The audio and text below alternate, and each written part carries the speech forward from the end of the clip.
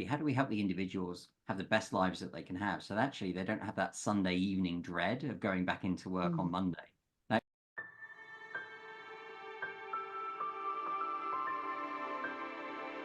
Hello, and welcome to another episode of Exploring You, our podcast to guide you through the personal development jungle that it is, and personal development and mental health. And I'm Darren Siegenberg of the Mind Core CIC and Elysium NLP.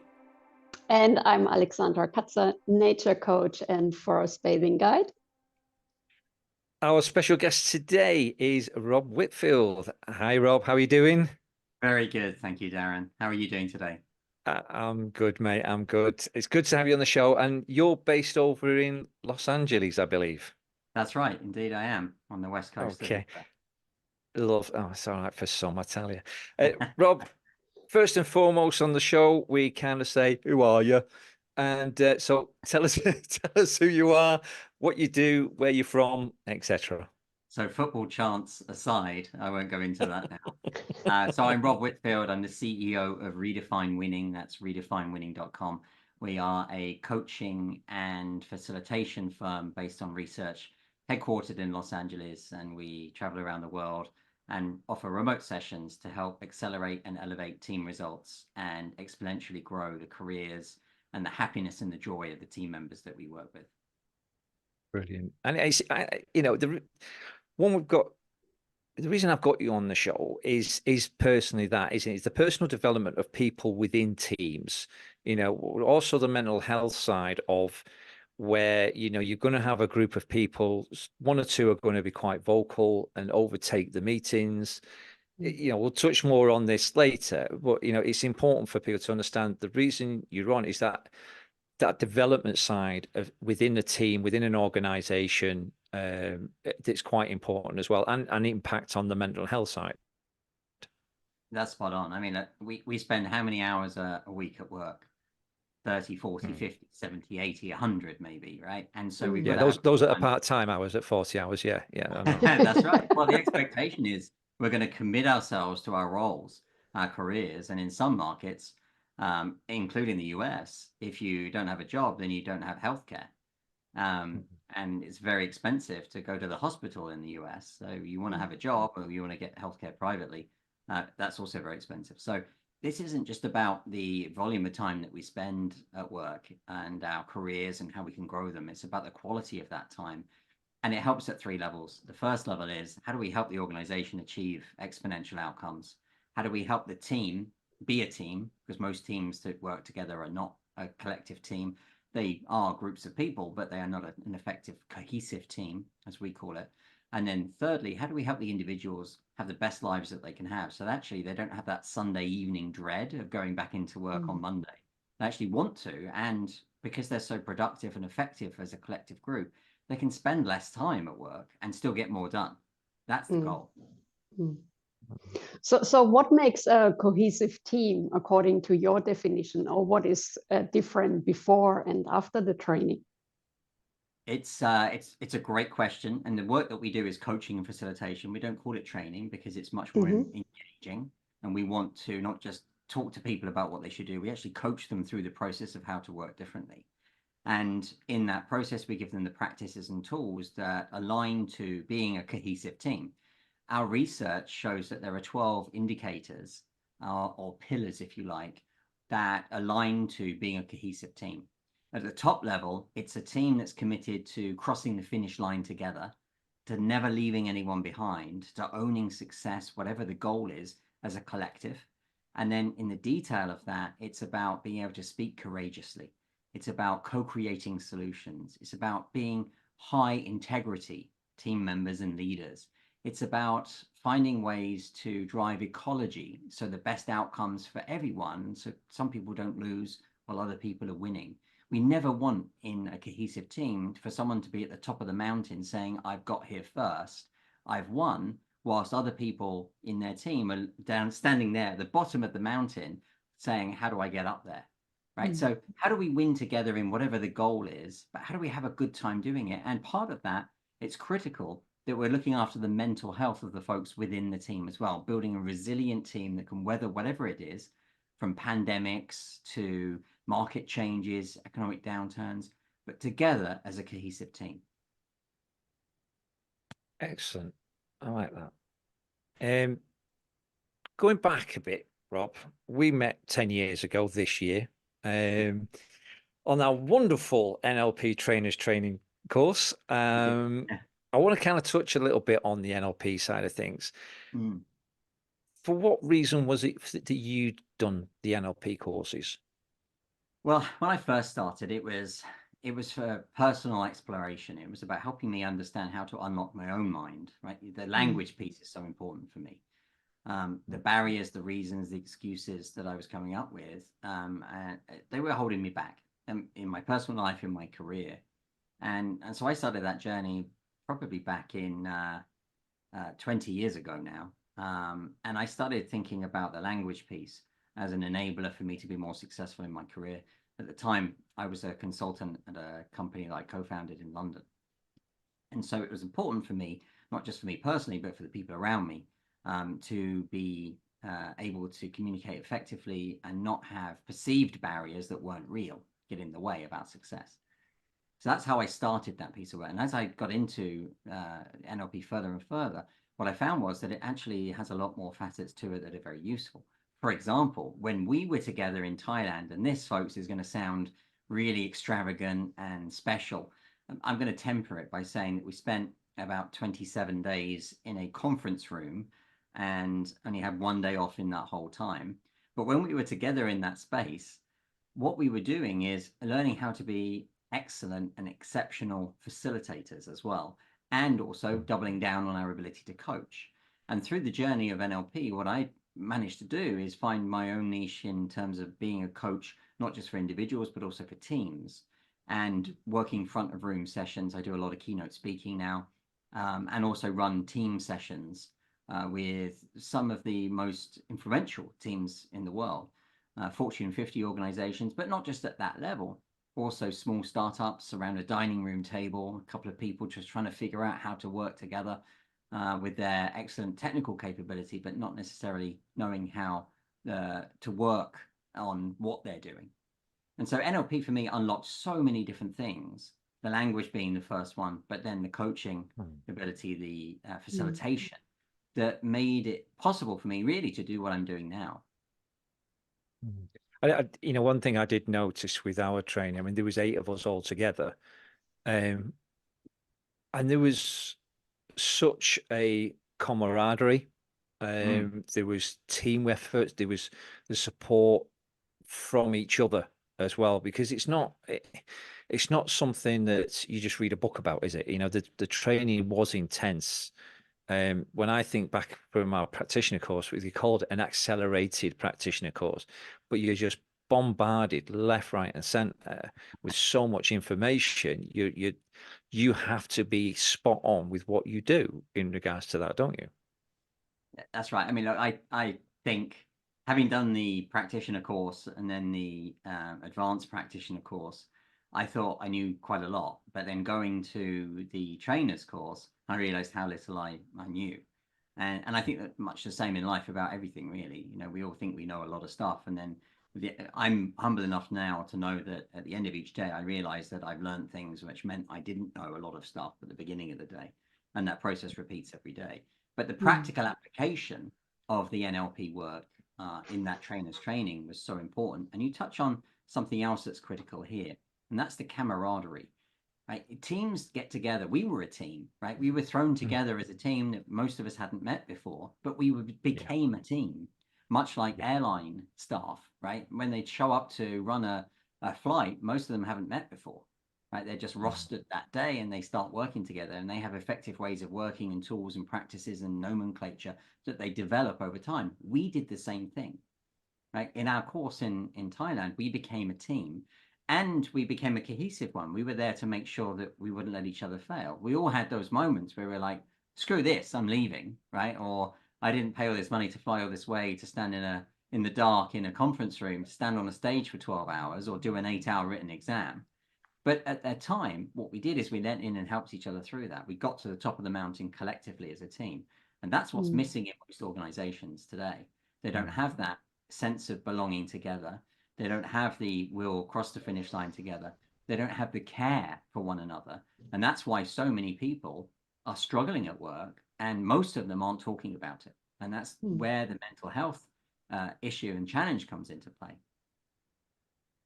Yeah, it's for me, it's when you're looking at it as an organization, there's a lot these days, especially in the UK, there's a lot of they throw out this support there, but sometimes you just need that one person to speak to, don't you? And if in a team, if you've got somebody who's either they're not supportive either because they just don't care, it's all about me and that's it, or it's the person who might go, I don't really want to speak because I'm not sure what to say.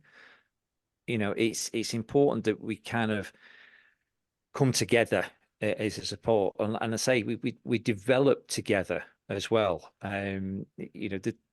Just yeah, what you're saying just there now made me reflect on our trainers. I mean, I know again we touched on this a couple of weeks ago, where I was quite close to laying into our instructor, because I just got to a point where I've had enough of this. Because it was that intense, wasn't it? I've had enough, and he just looked at me and he went, "Is that it?" And I'm like, I'm going to knock you out in a minute. And I'm thinking, I shouldn't be doing it. I'm just an NLP trainer, but I should be like quite calm and everything. It's like, no, I just couldn't do it.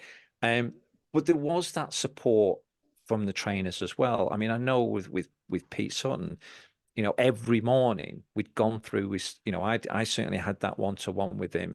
And the support that you got was immense. And we did come together as a team. We did enjoy each other's company. There wasn't no divas or anybody there, or I'm that and the other, where sometimes you do find in teams.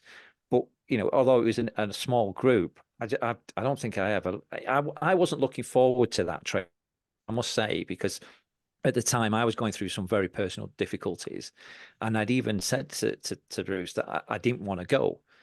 And he encouraged me to go. And I'm glad he did, because I met 7 great people there. And I mean that sincerely, that, that I nurtured, I got a lot from as well. So it is that teamwork that comes together and helps you develop moving forward. Yeah, I think that what's really important about that that's mirrored in work places across the world today, and it doesn't matter, by the way, whether it's in person or it's remote or a hybrid combination of those, is that there are 3 areas where people really speak courageously and talk about how they really feel, what's wrong, the challenges that the teams are facing, the processes, the technology that are broken. Number one, and it, by the way, it's not in meetings about these things, right? Number one, it's the coffee machine or water cooler, right? Before the meeting or after the meeting. People will talk about it there, but won't say it in a meeting. The second thing, it's quite often in text messages or direct messages on Teams or Slack or Zoom or text message during meetings that are being held. People are, passively aggressively texting each other saying, oh, why aren't we talking about this? Or we're talking about this again, or this person is talking too much again, those kinds of things. And the third time where people are honest is on their exit interviews, or when they're leaving, they don't have an exit interview. And that means that there's a tremendous amount of candor being suppressed or not being released into the organization. And then if you think about being, as you are, business owners, right? If you were the head of a large organization, maybe you've got 50 people, maybe you've got 100,000 people, you want to hear that. You should invite that in. Hey, I want to hear that because I want to fix that for our teams. I want to make it easier for them to be successful. I want to make it easier for us to be successful collectively. But most teams never have conversations around what we might call agreeing ways of working. Right? We call it teaming competencies, but ways of working effectively. And so there's never been a conversation around how do we help, how do we assure that we're all winning? How do we assure that people feel safe so that they can speak courageously about the problem with this system or the process that's broken, or the fact that this person always cannibalizes the meetings and takes all the time up, right? There's no contract for that. There's no discussion ever had for that. And most teams have never had a conversation about how they'll work together. And so you've got all these people who are sitting there going through the motions, turning the handle. And what that does is it leaves a tremendous amount of potential untapped. In fact, in our research, because we're primarily a research organization, what we found is that only 5% of teams believe that they're achieving their full potential. 5%. And then you can unlock that 5%, the rest of the 95 on top to make the 100 by doing things like instilling candor, making sure people feel safe, by having people lean across aisles and not just focus on their own work, but co-create answers, and so on. And the impact of that on mental health, well, think about what happens. This is the ecology piece. Think about what happens. I have a bad day at work. I go home and I may take it out on people at home. Now, that doesn't mean to say physical violence. It can be. It could be harsh words. It could be moody. It could be me not wanting to talk, right? But what if I had a better day? Or what if I had the resources that I could call upon to help me unlock that bad day before I got home? Right? That's where we can start to make strides. And the strides are not just at the, like, helping an individual, helping the team be more successful, advancing and accelerating and elevating business results, but actually out into the communities of the people and to the planet as well, right? We can make better decisions, but we've all got to come together as a team first, or series of teams. So let's start with one team because it's easier, and then bring other people into it. And when we do that work, what we see is people say, wow, why didn't we do this before? Why have we waited? That kind of thing.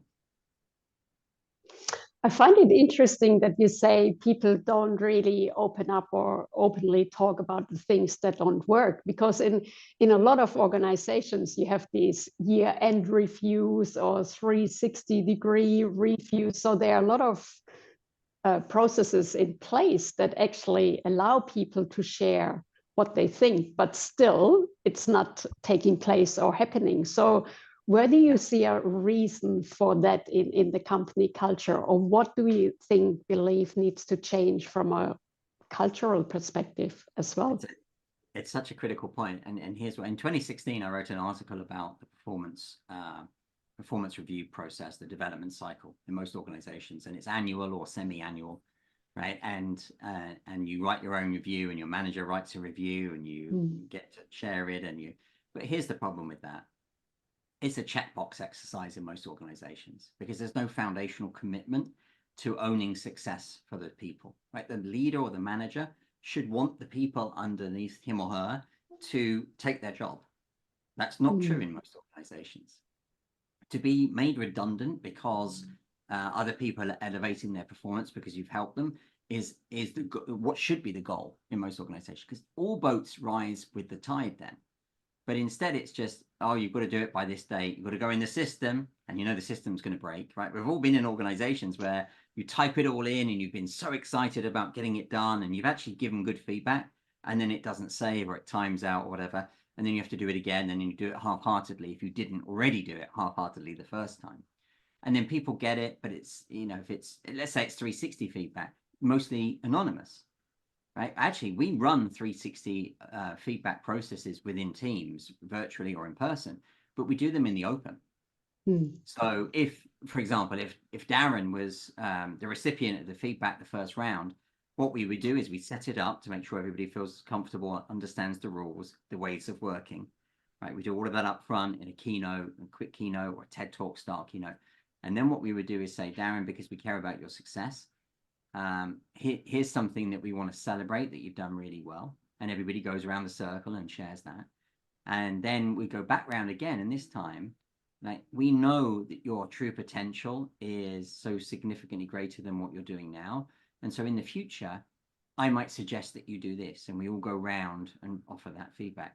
And that's much more honest, right? I was talking to a client yesterday who was just going into the Open 360 process for their team. And I said, but have you had a conversation about what it really means?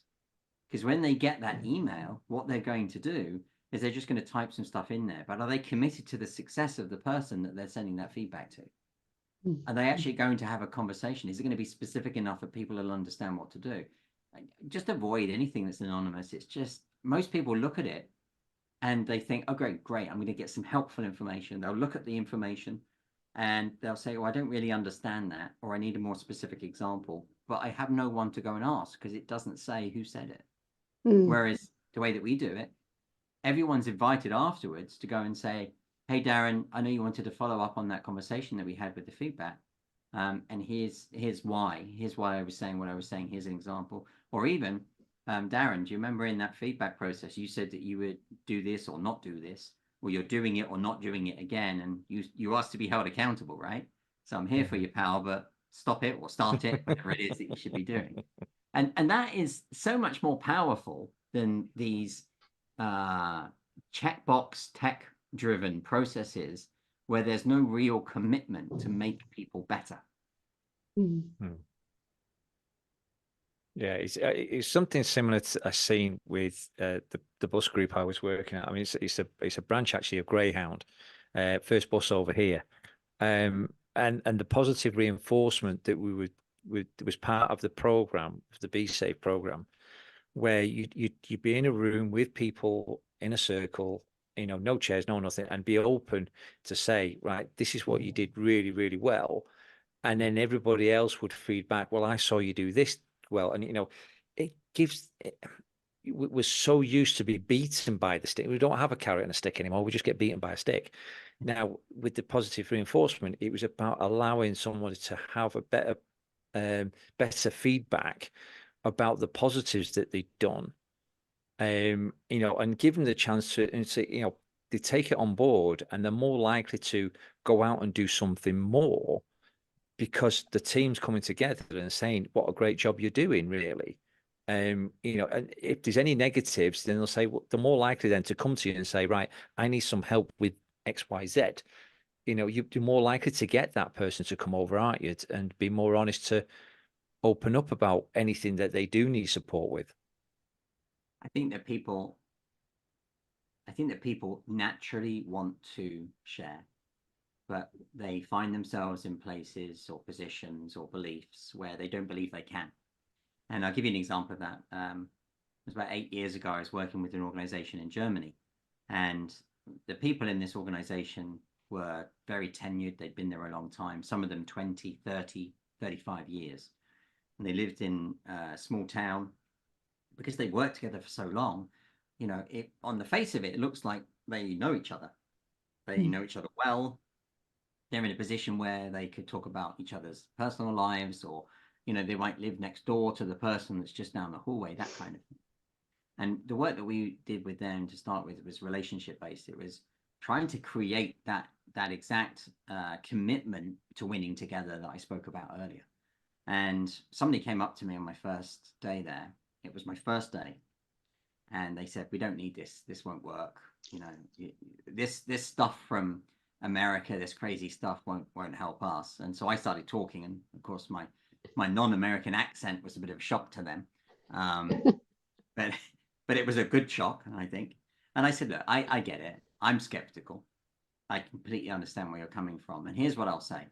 We've got a number of these sessions. If at the end of tomorrow you don't believe that this has helped you, then I'll step away. I'll just step away.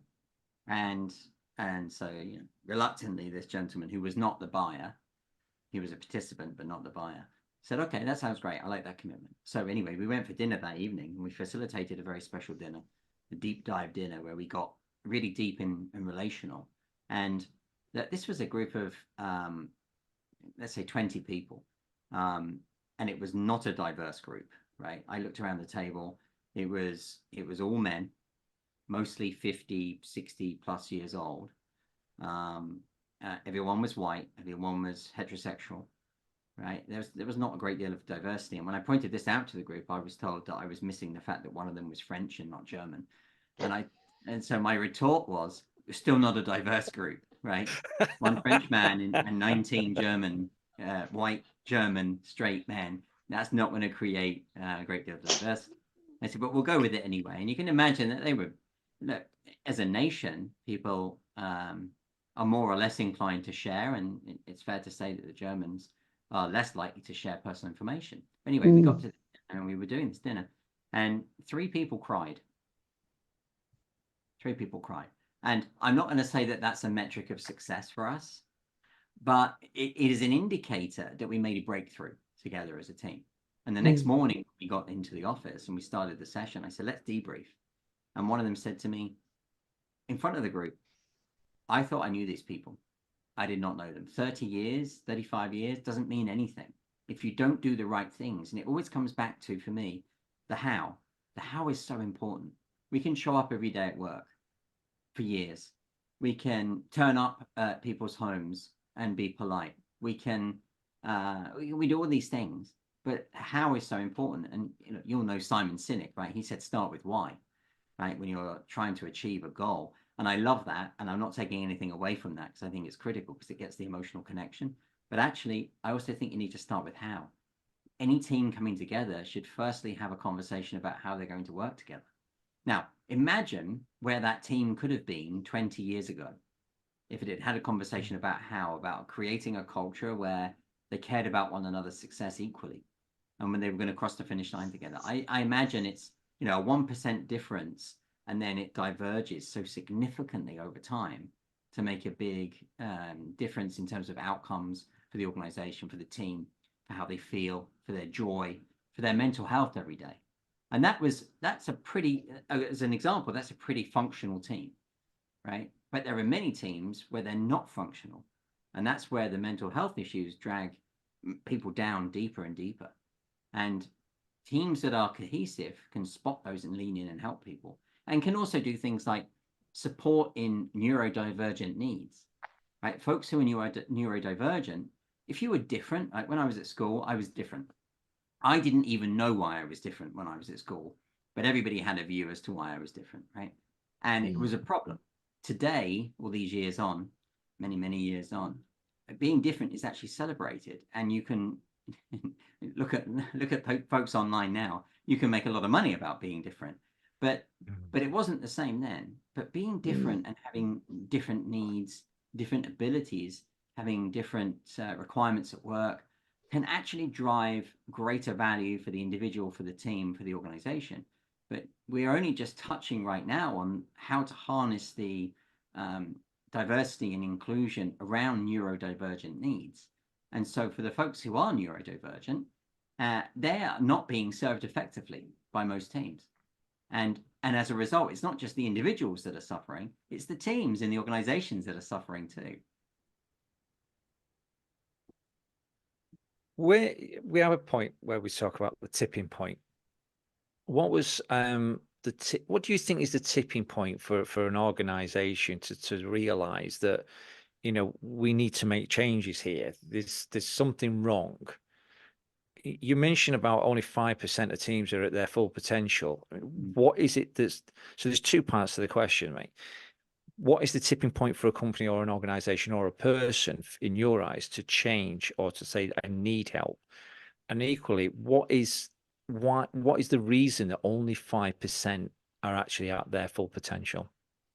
It's a very interesting set of questions, really, because for the individuals, most people feel, if you ask them, most people think they're working very hard, they can't give any more, they're losing time with their family, their friends, they work late every day, they stop work on a Friday only to start again on Saturday morning. If they're office based, they'll take their laptops with them, their iPhones or whatever. Sunday night they're back at it, so they've got, but their available time is getting squashed, right? And what that means is that their quality of life is poor. The relationships they have in their world outside of work are suffering. Maybe the relationships within work are suffering as well because they're short with people or they're not giving them, the right advice and so on. All of that is happening at the individual level. At the same time, at the team level, leaders and managers are finding that they are having to pick up slack when their teams are not performing well, which means that it eats into their own time and it eats into their ability to spend time with their families and friends and do social stuff too. That's when one of those two is when the challenge rises to a level where people have to stop and take a moment. For the individual, often they feel overwhelmed and they don't think they can do anymore. Sometimes they talk to folks within their team, their colleagues or their manager. Sometimes people at home say, you've got to say something, right? You can just imagine that conversation. It's the 10th week where I work late every day. I think I'm going to break or I'm going to have a breakdown. And family and friends or even co-workers saying, you've got to say something, you've got to stop this because carrying on doing this won't get you a better outcome. It will just give you more of the same. And then for leaders, when they're looking at their teams, you know, managers and leaders are told that they need to, especially in times like now, right? Difficult economic times, interest rates are up. We've got higher expectations. People are told, do more, get more done with less, do it in less time as well. And so what typically happens is an intervention will trigger the team being told, hey, you're not, or the manager, or the leader being told, you're not doing enough, you're not getting enough done, it's not fast enough. And the leader will say, I don't know what to do. And they'll parachute someone in. And sometimes that's us, right? Or sometimes it's one of their colleagues who comes in and says, well, there's this you could do. Sometimes that works and sometimes that doesn't. But the tipping point on both of those is people have realized that they can't just carry on doing more. Doing more, working harder, doing the same is not going to make a difference of any manageable quantity in any meaningful way. And actually what you've got to do is you've got to pause for a second. And this is the hardest part. This is the hardest part. You've got to stop doing what you've been doing, and you've got to take a moment, step back and look at what you've been doing. And that typically gives the answer as to why you're not getting the results that you want, why you feel the way you do after weeks and weeks of working really hard, flat out, trying to get outcomes. And that pausing point, we call that the critical inflection point for teams. That's the point at which you say, gosh, I can't do more. And even if I do more, it's not going to be enough. Doing an extra 5 hours, an extra 10 hours this week, will that be enough? No, it will just keep growing. You'll just keep going up and up and up in your target, and your value diminishing returns of that. So you're not actually helping yourself. So those points, what happens is you've got to make a conscious choice individually to stop and say, hang on a second, let's step back. What could we change? And as a team, to have a conversation about what you're doing and how you're doing it. And I think that one of the best moments for me is when we are working with a team and someone has the courage, we've set the scene, we've encouraged this courageous candor, and someone says, hey, I've got a point I'd like to make. And there's a shocked look in the room. Everybody leans into what this person's going to say, because normally they're quiet, right? They don't say anything in meetings. And this person says, we can't carry on doing what we're doing. We're all being affected by it. We're not getting the results that we want. Something has to change. And to be honest, here are 3 examples of broken processes or technology or problems that we're facing that we're just not fixing. We've got to do something different. And that for me is the beginning of the light bulb turning on for folks, saying, doing more, not going to help. Doing different, going to help. But also committing as a team and caring for one another, right? Someone in that team of 10 people is going to be suffering in a really big way. And you just need to give them space and give them permission to be honest about it. And they'll share what it is. And then you own that together. And my mum always told me, when I was a tiny kid, she used to say this, and I thought it was her words. I found out later it wasn't, but to know and not to act is not to know, right? So once you've heard it from someone, you own that together as a team, and you've got to take that on. And if you do that, then the outcomes that you can produce as a team will be exponential for the organization too, but also the care that you'll have will drive significant outcomes for individuals as well as for the group. It's an interesting point there, mate. Something come to mind then. I was out in Kenya just recently, and we were doing a talk and presentation with a particular organization out there, and it was about stress management. Now, we had one older lady, middle-aged lady, who she'd made little subtle remarks during the course of the presentation, and even the one previous, in particular about being overworked and, you know, not supported. Now, when we come to the stress management presentation, she was given the microphone and she just let everything go.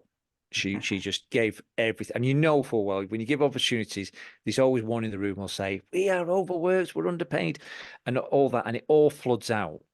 And then as soon as she give the mic back, she's like, oh no, I can't believe I've said that. You know, she's probably worried sick that she's going to get sacked.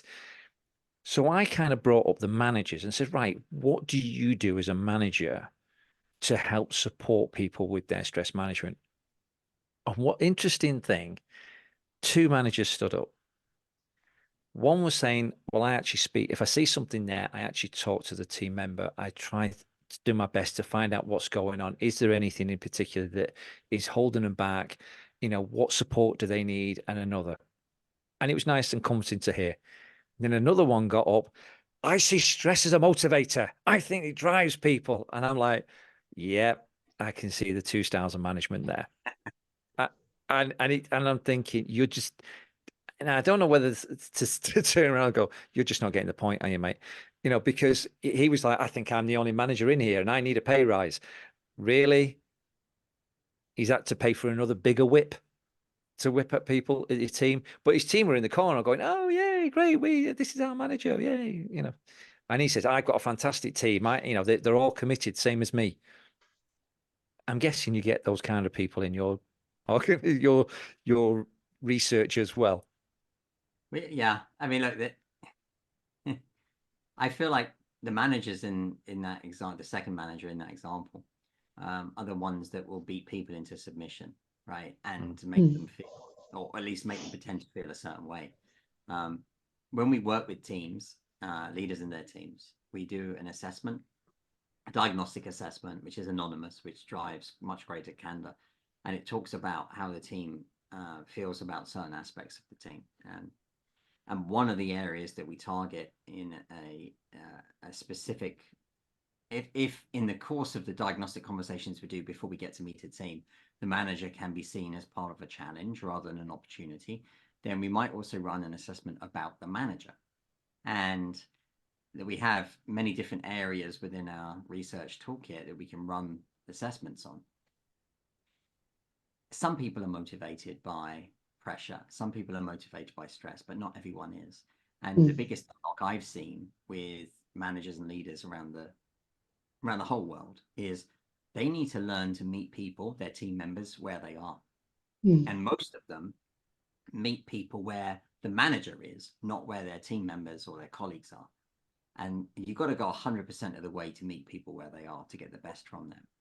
And if you take this one size fits all approach, which is what you really described there, Darren, then you're not meeting people where they are. You're meeting where you want them to be. And if they're not already there, then they're not going to be there because you're going to meet them there, right? And I see it also with individuals within a team, right? Two people could become passive aggressive towards one another or even hostile to one another. Right. And we'll go in and we'll be coaching the team and you'll see that, you'll feel the tension, you'll see it in the room in the behaviors. And I take those people aside and say that I can see between John and Jane, there's a challenge here. Let's do some coaching where we can understand what that unlock needs to be and why there's a challenge, what the history is. Most of the time, I'd say 90+% of the time, it's a communication issue. It's not a real thing. It's, oh, I thought you meant this when you said that, or I thought you meant that. And that really screwed me over, and I hated the fact that you said that, right? And they're just missing each other now because they assumed something was said or done with ill intent, but it wasn't really at all. And then there's 10% of other stuff. But if we meet people where they are, then we have an opportunity to support them. Now, that places an additional burden. People think it places an additional burden on the managers and leaders in teams. But here's what I would say. That burden's always been there. They just never rose to the challenge of delivering against that burden. And look, if you're a manager or a leader in an organization, however big the organization is, whatever your role, you owe a duty of care, not just in a legal, not just in an HR sense, but you owe a duty of care to care for the people in your team, to understand what's important to them at the personal level for as much as they want to share. By the way, you also owe a duty to make them want to share by making an environment where they feel open enough and safe enough to do so. And then with that information, you owe a duty to them to find ways to help relieve stress or pressure, to find ways to let them grow and identify opportunities within their career for them to grow into in the organization or beyond. And one of the things that makes me laugh the most about people who choose to leave, people leave their managers. They don't generally leave their jobs, right? And they'll want to go and they'll say that they'll be honest on their departure. You know, I'm leaving because I didn't like working with this person. But it's too late then. We should have had that conversation months prior when the issue first arose, because then we could keep that person, we could make them happy, keep them. The organization retains the knowledge, which, you know, when people change jobs now, and I blame TikTok for part of this, right, people think that they're supposed to change jobs every year. Well, if you want to, you can. But from an organizational perspective, that loses a great deal of value, of knowledge, of the cost associated with that. From a team perspective, it disrupts the dynamic, sometimes positively, but mostly negatively. And from an individual point of view, changing job is difficult, right?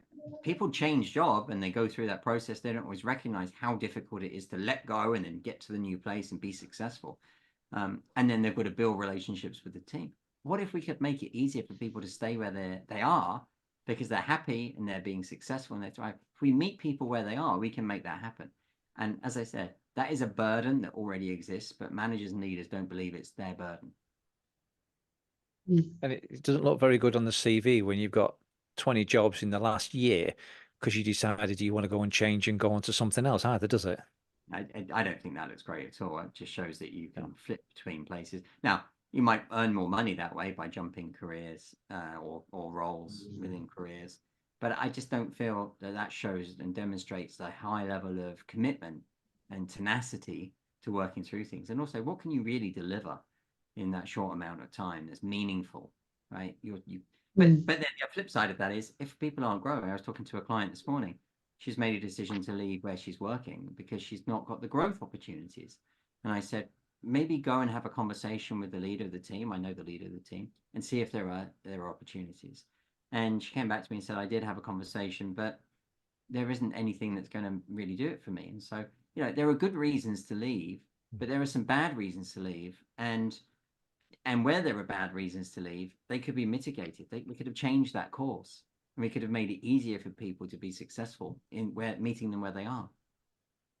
And the thing is sometimes when you've got that mindset that, you know, managers are bad, when you do move on to somewhere else, you're automatically got your backup, haven't you, that the next manager might be the same.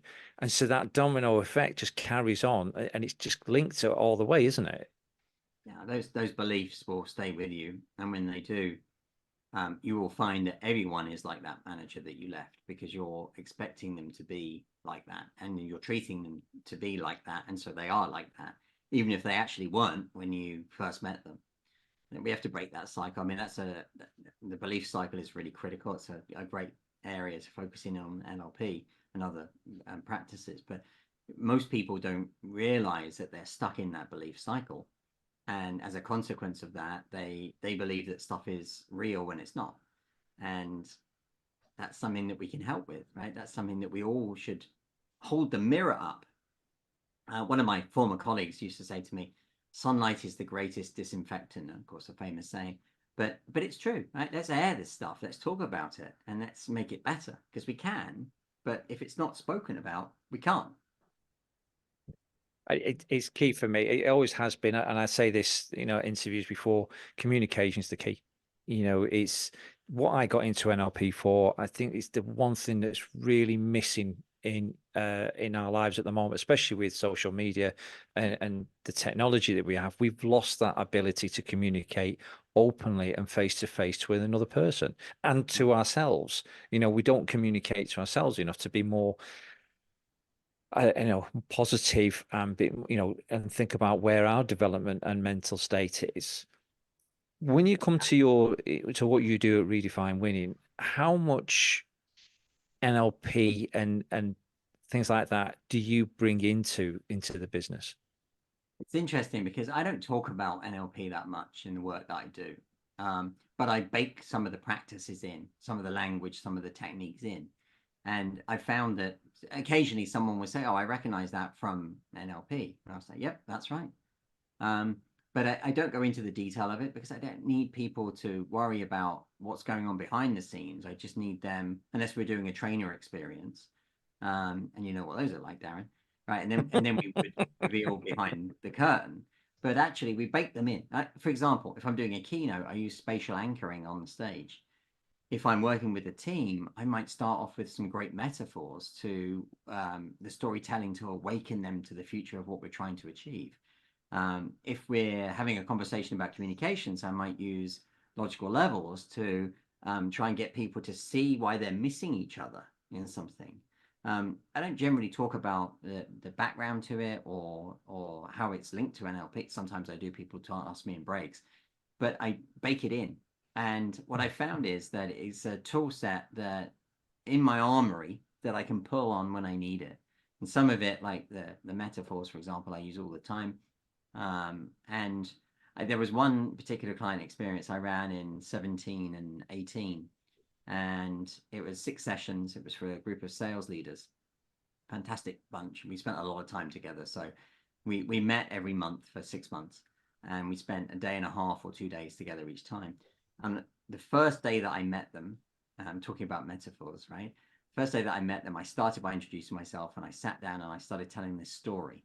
And it doesn't matter what the story was for the purposes of this conversation, but I started telling this story. I was dying for you to tell me. Yeah, and that's 10 minutes that we don't have here, but another time maybe. And 5 minutes into telling the story, I stopped dead, stood silently in the room. There are 65 people in the room, and I just turned, walked across to another part of the room, and started talking about the agenda for the day. And I loved watching out at these people's faces. They were like, and you could see some people had probably not been paying attention enough, were thinking, did I miss the end of the story? Other people were thinking, when are we going to get to the end of the story? And then someone bravely, and it's a good test to see how long it takes, someone put their hand up and said, well, what happened? And I said, oh, I'll tell you later. Anyway, that was the beginning of day 1. And at the end of day 2, I told them the end of the story. And what I did is I had the same setup. It was a particular type of like bar stool chair at the front of the room. And towards the end, I just went and sat. I never used that chair for the rest of the time, but I went and sat on the chair, and I took the same position I was when I was telling the story in the morning prior. And I just started with the last line that I'd used from the story. And everybody, whatever they were doing, some of them were writing, some of them were just listening in, some of them on their phones, of course. They all just went. And the audience was back to the beginning of the day. And it's that kind of technique that you learn. You have to practice it and practice it and practice it, that can really help team. Because what the whole point of the things that we're doing is not so that they can understand the practices themselves. It's so that they can break through their barriers, find new productive ways of working that help them drive their world forward, their work forward, their family lives to be better and joyful, and their mental health to be more resilient, or to be understood and to be more resilient, and to work more effectively as a team. And that's why we do what we do. And that's why I use those tools in that way, because it really helps to open people up to it. What I'm curious to understand is, since the pandemic, I think mental health challenges has been on the rise a bit as well. So first of all, do you see a difference in companies' behaviors towards mental health? Was there a shift? And also, are there practices in place? Okay, if we realize in the coaching you do, there are team members that are struggling, are there tools in place or support in place to help these people through these phases, or the teams through the phases? Great questions. Look, my reflection on this is pre-pandemic, because we're all using that as a critical milestone now. Pre-pandemic, it was occasionally talked about, right? And typically only when there was a problem or someone was suffering. And then the pandemic came along, and everybody had to make a radical change. In fact, I would argue, and I wrote this in an article back in 2020, that more change and transformation happened in organizations in 6 months of 2020 than it probably happened in the prior 10 years, 20 years maybe. Like, because suddenly we couldn't go into offices. We had to all change. We had to become remote workers and so on. A huge amount of stress and pressure from life, and not being able to find toilet roll and go out into the world, right? All those sorts of things. But also at work, because we lost that identity. We had to find an alternative way of working to regain that identity and so on. And that became a pivotal moment that we all in common shared across the world. And there are very few times where everybody shares globally the same experience. So that gave rise to lots of talk around mental health and resilience and energy and care for team members.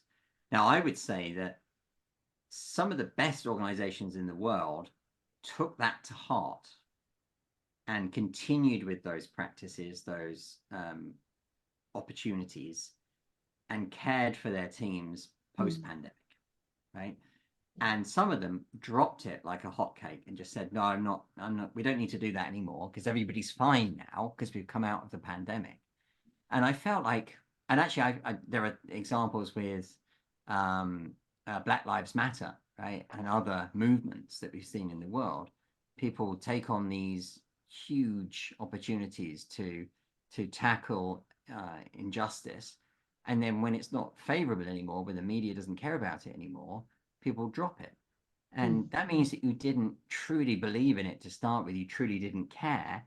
And I think with mental health, some organizations who've embraced it, who have started conversations around it. You mentioned practices. They've started conversations about it. They've put in hotlines. They've made it okay to talk about how you feel in the office or in the office environment, whether it's virtual or in person. They've truly embraced it and the value that it brings. And those who were just riding a wave for, publicity, and you'll see their news feeds filled with it, and then all of a sudden stopped as soon as it wasn't important anymore, they don't really believe in it. They're not congruent with that message. Leadership said we've got to do something here, or HR or legal said we've got to do something here, but they didn't really mean it.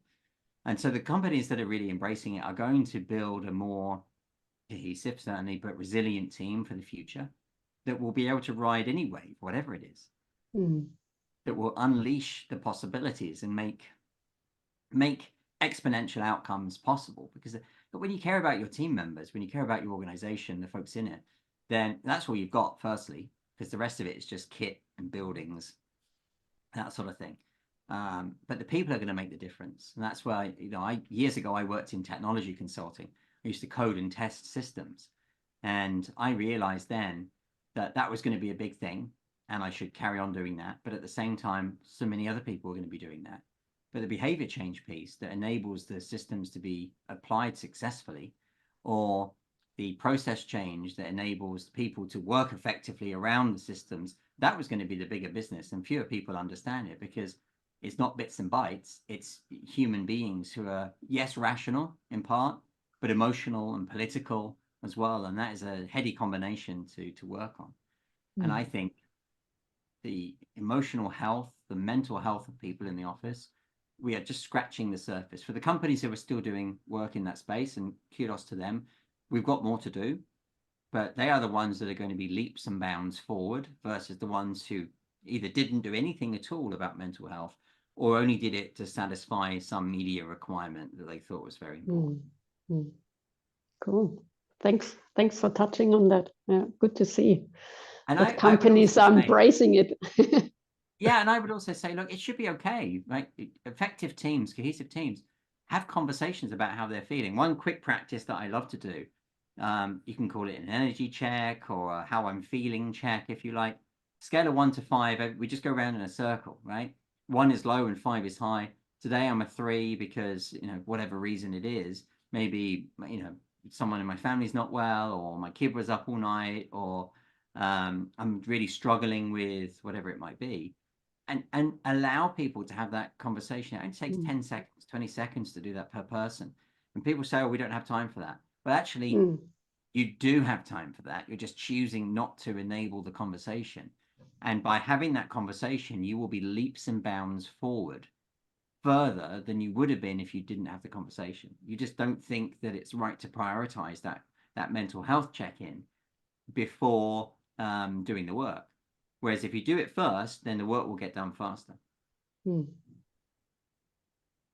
you see I mean, you'd say you've been around the world there, Rob. I mean, when you look at maybe in the States, the UK, Germany, or wherever, do you see quite a divide in the in the way people are working as a team and the mental health side of things?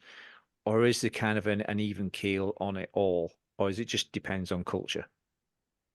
I'd say it's pretty consistent. There are pockets, right, in different organizations. Even within an organization, if it's a large one, you'll find that some teams are doing better than others, and that's generally driven by the manager or leader in that space, rather than corporate policy. Even where corporate policy suggests that something should be happening, it doesn't mean to say it is happening, or it may not be happening well, right?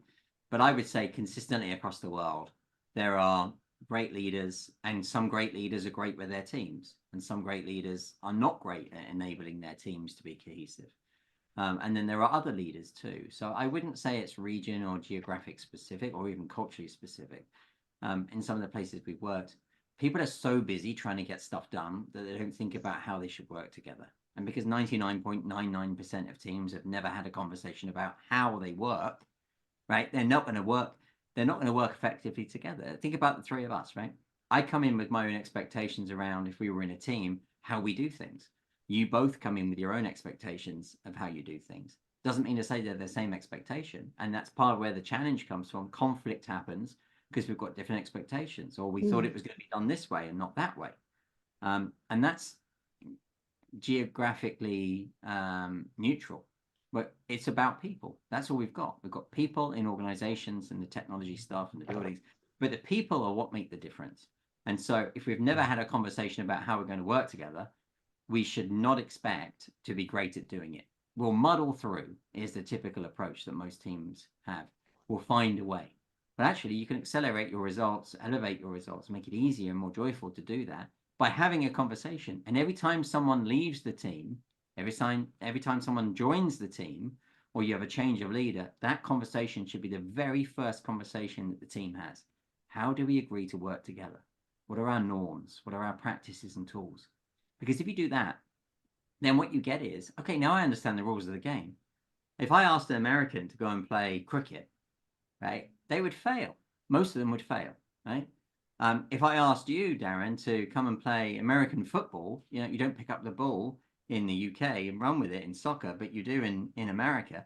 But you've got to know the rules of the game. But most teams have never had a conversation about what their own rules are. And within luckily, I have watched American football. I used to be a big fan, so I kind of okay, you're the exception that proves the rule. Sorry, Rob. But no, you're right, and I think reading the book Time to Talk, it touches on giving everybody the chance to talk. Even a little person at the back who's kind of shy, and you get the vocal ones at the front, or they kind of dismiss that person because they think they haven't got a good idea. Giving that round robin and that opportunity to share, and whether it's a good idea or a bad idea, it's giving that person the opportunity to say it. It's about it's inclusion. We can't have equality, diversity, and inclusion if we don't include everybody in it. Yeah, that's right. In the average team, let's say it's 10 people, 3 people will take the conversation, right? And 7 people will sit and watch the conversation happening. And I would say that the 7 quieter people, and especially the quietest person in the room, typically an introvert, but not always, right? They've got the greatest insights. They've got the greatest, but they're never heard because there's never any airtime for them in the average team meeting. And as a consequence of that, they think, I'm just going to give up. We're doing meeting audits actually as part of our work with teams. We jump in and watch teams in their meetings, and then we give feedback on how they're doing. And at the moment where, if we're in person, it's especially so, but difficult with virtual sessions for reasons I'll explain in a second. But when I say, right, do you know what? Persons 1, 2, and 3 took up all the conversation. 4 through 10 didn't say anything. And number 10, I think, you had something really important to say about 5 minutes in, but you didn't say it. Can I ask you why you didn't say it? Oh, I didn't think there was any space for me to do that. Or I didn't feel I had permission. I didn't want to interrupt the conversation, right? And then they share the point, and everybody in the room goes, wow, why didn't we do something about that? Or I was thinking that too, but no one shares that view. And because there's no space or permission for it, because we've got the people babbling at the front. And there is research that shows that folks who talk the most in meetings are seen as the best leaders, even though they're probably not the most competent leaders. And they often get chosen as the best leaders. But actually, the best leaders are not necessarily the people who are talking all the time. I would suggest that the best leaders are the ones who actively listen to their teams and to their team members and invite them and encourage them to share their views, because the people who are doing the roles know much more about the roles than the managers do. Absolutely. Seen that so many times. Rob, thank you for your time today, mate. I think I can't say anything more that we've touched on today that it's been really, really useful for teams to take heed, and encouraging people to speak up a lot more. I think you've got your 5 minutes of fame now, mate. You've got 5 minutes yourself to tell the world about Redefine Winning. I don't know if I need that long, really, but let me just say this, and I'll give you and your listeners and viewers an offer as well, because I want to help you all out. We're so passionate about what we do. We don't see this as work, because we see the unlock that we can help people have to be a really important opportunity for individuals, teams, organizations, and society. In fact, my personal mantra is to ignite a passion for challenge and change, so that every individual, every team, every organization can achieve its full potential. I come from very humble roots. I grew up in social housing in the UK. I've been homeless twice in my life. And I'd sometimes sort of stop and think, how on earth did this little kid who grew up in some of those places end up in Los Angeles, right? That's just bizarre when I have those moments. And it's possible because of tenacity. It's possible because of support from parents and family and so on. But also it's about finding the right ways to achieve success. And Redefine Winning came about because we wanted to make it easier for people to win, but we also believe that most teams, because they're not achieving their full potential, can actually accelerate and elevate the targets, their goals, but actually work less in achieving them. And so when we first started Redefine Winning 2 years ago, what we said was we were going to be there to help people, and we were going to make this a very high touch, very personal experience. And so whether you're a leader, you may be a manager, you may be an executive, or you may be a team member, right? You could be the most junior member of the team. We want to help you. And you can go onto our website at redefinewinning.com and see loads of free resources. There's loads of research there as well. Quite a lot of videos, unfortunately, just of me. And you'll have an opportunity to see and hear and listen into some great content. You'll also be able to practice some of the things that are shared on the research. And then finally, and here's a great offer for you, that we have a free team diagnostic on the website. You can go there and you can answer a few questions. There's a video guide to guide you through it if you wish. And it will give you a custom report that benchmarks your team against our rich data set and shows where there are challenges within your team and opportunities for development. And that will give you it'll be emailed to you, and it'll give you a custom set of opportunities and recommendations for you. And you can do something with that. You can also get in touch with us. We'd be delighted to have a conversation with you. But the point here is most teams have never had a conversation about how they work together. Most individuals suffer as a consequence of that. They just muddle by. And whether you're a manager or a leader or an executive, it's harder for you to be successful. It's harder for your team members to be happy and healthy. And that impacts their work time and their personal time, and that impacts society. Let's do something about that. Let's redefine winning and find a way to be successful and get further and faster and more joyfully as well.